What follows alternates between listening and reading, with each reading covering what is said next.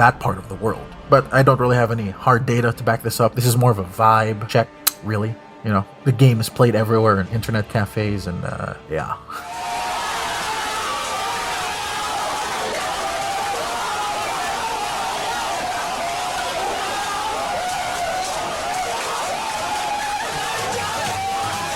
Segue! So, Dota was made back in the day in 2004, I think, or 2003, and it had different developers as time went on. But the lead developer who is most synonymous with Dota nowadays is a developer named IceFrog. And this guy is basically responsible for bringing Dota to the state that it is today. Back then, when Dota 2 didn't exist yet, IceFrog actually went to other companies before Valve hired him. I believe he went to Blizzard. He even was asked by Riot Games, who were just starting off at the time. I think the developers behind Heroes of New Earth also asked him to hop on board, but he declined them all, and he ended up at Valve. And for a long time, most of the game decisions and overall game direction was because of the leadership of IceFrog. He truly is a genius of game design, balancing, and just gameplay in general, especially in the realm of MOBAs and competitive games. It's actually for that reason why I think that Valve's next game, Deadlock, is going to be such a big success when it eventually finishes in like 2 years, because it is also headed by IceFrog.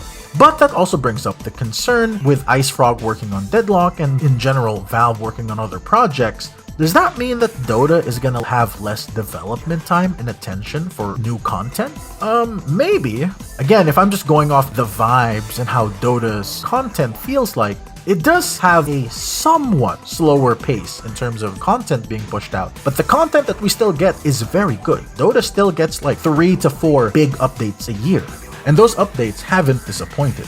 It's actually rather funny, despite the fact that I'm talking about how Dota has this non-Valve game stigma, Dota is definitely one of the games that gets the most attention from Valve, at least internally.